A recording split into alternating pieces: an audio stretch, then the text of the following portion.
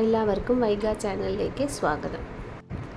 ഇന്ന് നമ്മൾക്ക് എങ്ങനെയാണ് റൈസ് ബോൾസ് ഉണ്ടാക്കുന്നതെന്ന് നോക്കാം. അതിന് ആദ്യം തന്നെ ഒരു അരക്കപ്പ് കുക്കിംഗ് റൈസ്, ചോറ് വേവിക്കുന്ന ഏതെങ്കിലും ഒരു വൈറ്റ് റൈസോ റെഡ് റൈസോ ഏത് വേണമെങ്കിലും യൂസ് ചെയ്യാം. അതേപോലെ അരക്കപ്പ് തിരുകിയ തേങ്ങ, ഒരു 1/4 കപ്പ് ശർക്കര. അരി നന്നായി കഴുകി വെള്ളമെല്ലാം നല്ല തോർന്നതിന് ശേഷം ഒരു ഫ്രൈയിങ് പാനിൽ അരി നന്നായിട്ട് വറുത്ത് എടുക്കുക.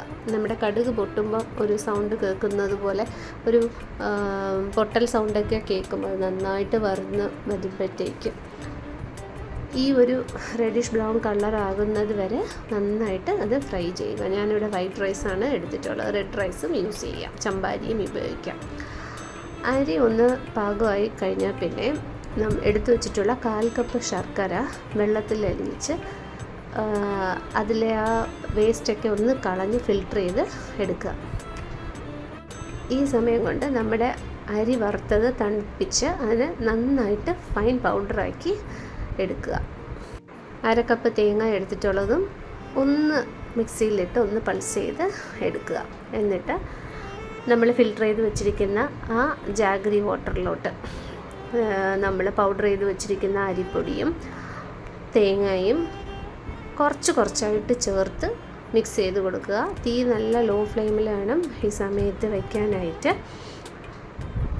എന്നിട്ട് അല്പമായിട്ട് ചേർത്ത് കൊടുത്ത് മിക്സ് ചെയ്ത് സ്റ്റവ് ഓഫ് ചെയ്തതിന് ശേഷം ഒരല്പം ഏലക്കായും ഡ്രൈ ജിഞ്ചർ ചുക്ക് പൊടിച്ചത് ഇത് രണ്ടും മിക്സിയിലിട്ട് ഒരു ഏലക്കായും ഒരു ചെറിയ കഷ്ണം ചുക്കും കൂടെ നന്നായിട്ട് പൊടിച്ച് പൗഡർ ചെയ്ത് അതും കൂടെ ഇതിൻ്റെ കൂടെ ചേർത്ത് നന്നായിട്ട് മിക്സ് ചെയ്യുക.